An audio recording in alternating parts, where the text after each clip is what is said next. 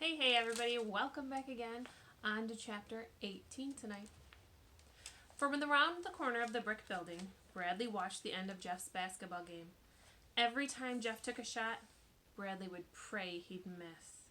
When the bell rang, he hurried back to class ahead of Jeff and the other boys. He sat at his desk, last seat, last row, and took out one of his books. It didn't matter which one, he stared at it very intently as Jeff sat down next to him.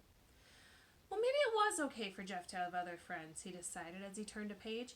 I'm still his best friend. That's what he told the principal. Jeff wouldn't lie to the principal. Maybe I'll get to play basketball with his new friends too, like Carla said. Jeff, he whispered. He wanted to tell Jeff that everything was still okay, that they could still be friends. Hey, Jeff. Jeff didn't look up from his work. Jeff works hard, Bradley realized. That's how he gets all the gold stars. He had to wait until after school. Hey, Jeff, he said as soon as the bell rang. Jeff picked up his books and started out the door. Bradley hurried after him. Jeff, he called out, wait up! Jeff stopped and slowly turned around. Bradley suddenly felt very nervous. Do you want to do our homework together, he asked. I can come over to your house if you want, or you can come over to mine. We can use my book, see? He showed Jeff his book. Hey, out of our way, chalkers, said Robbie as he and Brian pushed past him. Chicken chalkers, said Brian. Yeah, chalkers, said Jeff. Bradley walked away. He heard Jeff and his new friends laughing behind him. But when he got home, his own friends were very glad to see him.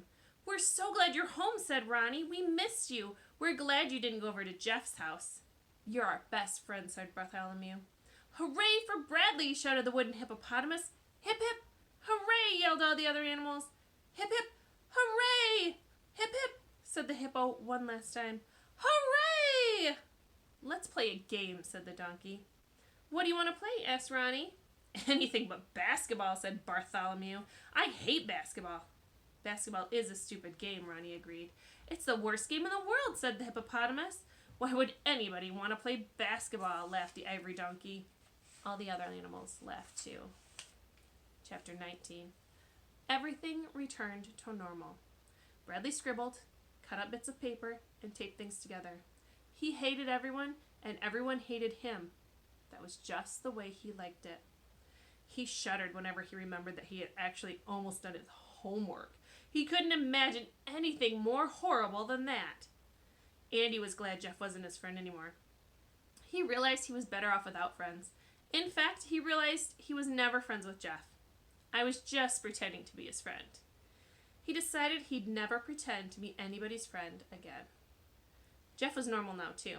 That was what he told Carla. He walked into her office and announced, I don't need any help anymore. I have 8 friends now. We play basketball every recess and lunch, and I'm the best player. Good for you, Jeff, said Carla. I'm very proud of you. How many friends have you made? He asked. I don't keep score, said Carla. I've made 8, said Jeff. I've always considered quality to be more important than quantity when it comes to friendship, said Carla. 8, Jeff repeated, and I'm not friends with Bradley anymore either. I'm sorry to hear that. Why? I'm not. I hate him. In fact, he looked around the room, I gave him a black eye. He quickly glanced at Carla to see if she knew he was lying, and then he looked away. What happened? Carla asked. Oh, you know, he wouldn't stop bothering me. I kept telling him to get lost, but he kept hanging around. I never liked him. No one does. Then he said to me, give me $1 or I'll spit on you. Well, no one threatens me and gets away with it. I don't take that from anybody. So he tried to hit me, but I ducked, and then I punched his face in. I didn't want to do it, but I had no choice. That was the short version. Jeff usually told the same story to his 8 new friends, but he usually made it much longer. So I don't think that I need to see a counselor anymore, he said, since I have 8 friends. Okay, Jeff, if that's how you feel, said Carla. They might think I'm weird or something, he explained. Well, we can't have them thinking that. Does that mean I can go? Carla nodded. But anytime you want to talk again, please feel free to come and see me, she smiled. Even if you just feel like getting out of class for a while. He left, glad to be out of there. On his way back to class, he walked past the girls' bathroom. He stopped, shook his head, and chuckled to himself. It seemed like it was such a long time ago when he accidentally went in there. I used to be such a jerk, he thought. He smiled a strange smile.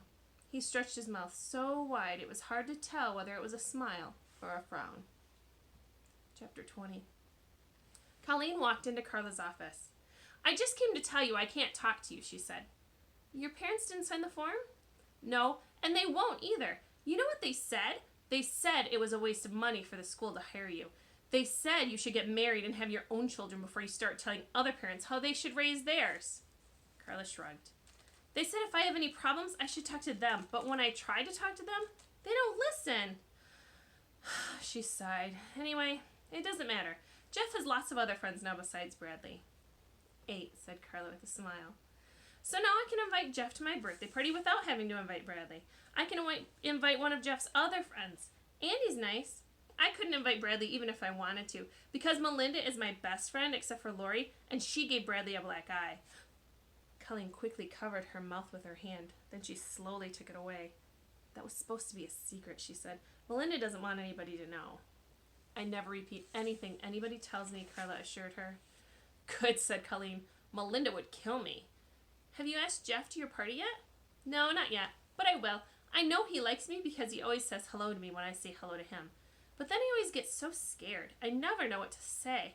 I wish you could help me. Why did my parents say such bad things about you? They don't even know you. Your parents are just trying to do what's best for you, said Carla. A lot of people think counselors don't belong in schools. She shrugged. I guess they're afraid I might fill your head with all kinds of crazy ideas. Hello, Bradley, said Carla. Chapter 21. It's a pleasure to see you today. I appreciate your coming to see me. She held out her hand. I punched myself in the eye, he said as he walked past her. He didn't want her thinking someone else gave it to him. I'm the only one who can beat me up. Did it hurt, she asked. No, he said, sitting at the round table. Nobody can hurt me, not even me. She sat across from him.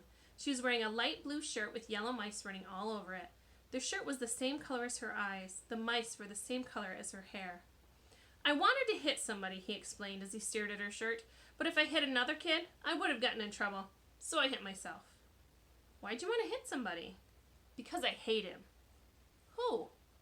Everybody. Is that why you hit yourself? Do you hate yourself? He didn't answer. He thought it was another one of those trick questions. Do you like yourself, she asked. He didn't trust that question either. Maybe the reason you say you don't like anybody else is because you really don't like yourself. I like myself, he said. You're the one I don't like. Tell me some things about yourself that you like. He glared at her. I like you, she said. I think you have lots of good qualities, but I want you to tell me things you like about yourself. I can't talk anymore, he said. Why not? I'm sick. The doctor said I can't talk. The more I talk, the sicker I get. That sounds serious. It is. I've probably said too much already, and it's your fault. I'll probably throw up. Carla nodded. Don't say another word, she said quietly. We'll just sit here together in silence. Sometimes people can learn a lot about each other just by sitting together in silence. She locked her mouth shut, then opened her mouth and swallowed the key. You're weird, said Bradley. A lot of people tell me that, she admitted, and then she put a finger to her lips. They sat together in silence. Bradley shifted in his chair. His eyes darted restlessly around the room. He put his hands behind his head and he leaned back. And then he brought his hands out in front of him and folded them. Then he unfolded them. He didn't like sitting together in silence. He thought she was probably learning too much about him. I can probably talk a little bit, he said.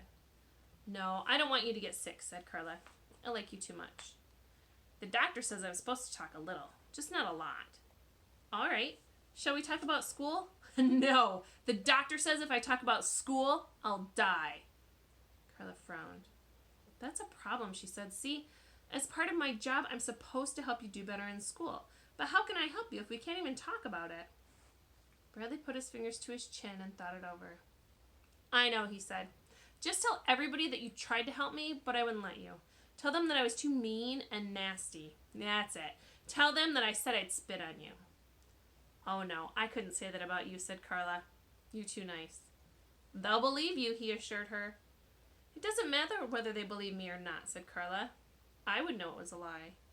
So? So when you tell a lie, the only person you're lying to is yourself. He didn't see anything wrong with that. If you're only lying to yourself and you know it's a lie, then it doesn't matter.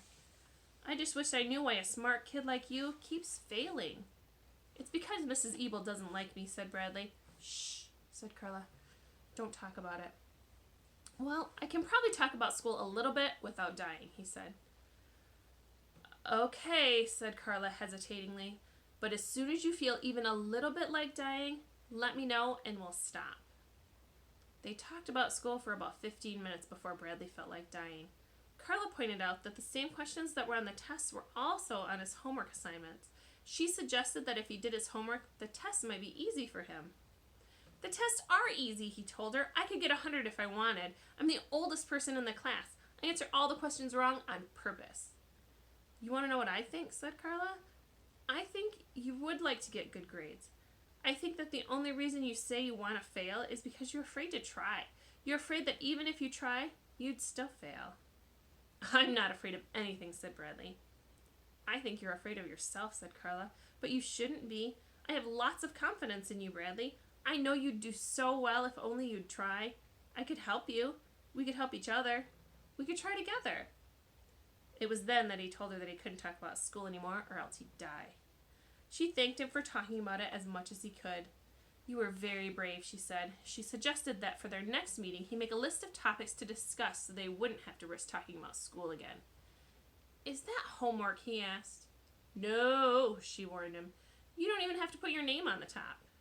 Good, said Bradley. He was glad it wasn't homework. It was time for him to return to class. Thank you for sharing so much with me today, Carla said to him. I enjoyed your visit very much. She held out her hand. He stuck his hands in his pockets and walked out of her office. That's the end for today. Have a great night. We'll see you tomorrow.